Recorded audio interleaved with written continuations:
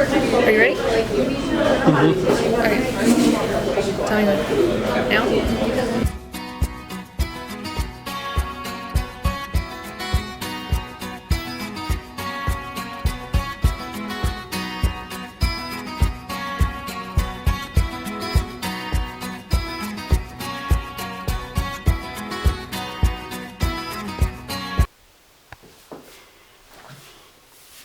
Let's do this. Being a woman has really impacted me in my life. I think for one thing, I think it's awesome to be a woman because there's not as much criticism for lifestyle choices. I feel like women have more of a range and flexibility in what they can do as far as lifestyles and what they can do as far as careers and having interests, whereas I think men have a much more rigid definition of what it means to be masculine. Well, for myself, like I enjoy, you know, fashion and beauty, but I also enjoy video games, hunting, fishing, and kind of grew up a tomboy, so there's more flexibility for me that way. Hi, can I get, I'm gonna get a double-double and a honey cruller, please. I'm gonna get a large double-double, please. Yeah. Yes, please.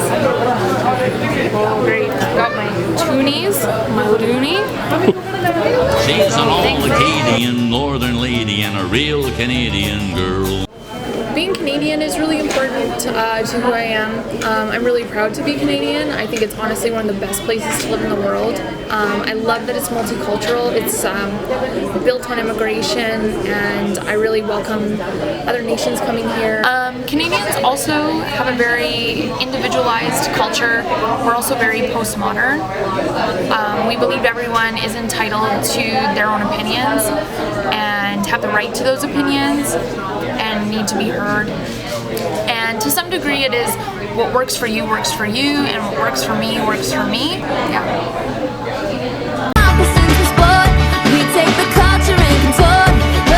My race has really impacted me. I'm about three-quarters European Canadian.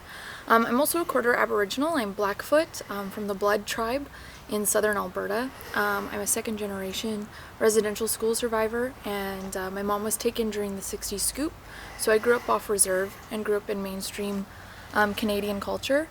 But a lot of people do judge me when they find out I'm Aboriginal. Most people react with ignorance, either questioning my Aboriginal heritage or reassuring me that I look white. So I identify as Aboriginal, but I am struggling still to find the balance of being thoroughly Canadian and Aboriginal as well. Oh, it's nice to see you. Come on in. IKEA furniture, a must-have. I have many paperback and leather-bound books. And that's my bird feeder, where I feed birds.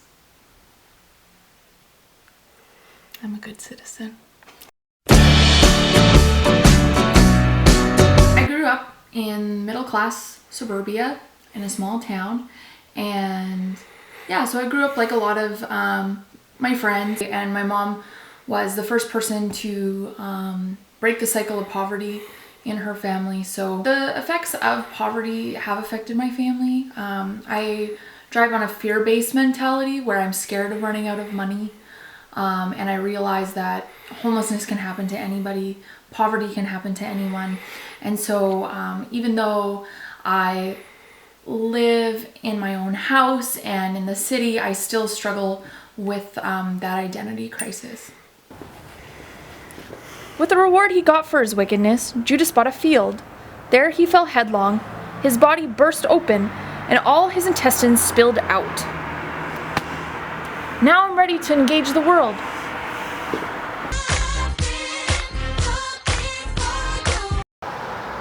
But seriously though, being a Christian has impacted me more than anything else in my life. I can no longer conform to a Western worldview where I build up my kingdom. I serve God's kingdom and have to reset all my priorities based on that. I grew up with an atheist dad, which also tempered my worldview, so I was taught to really test everything. So it takes me a while to process things and decide on what's true. But overall, in all my experience, I found Jesus to be the answer for me.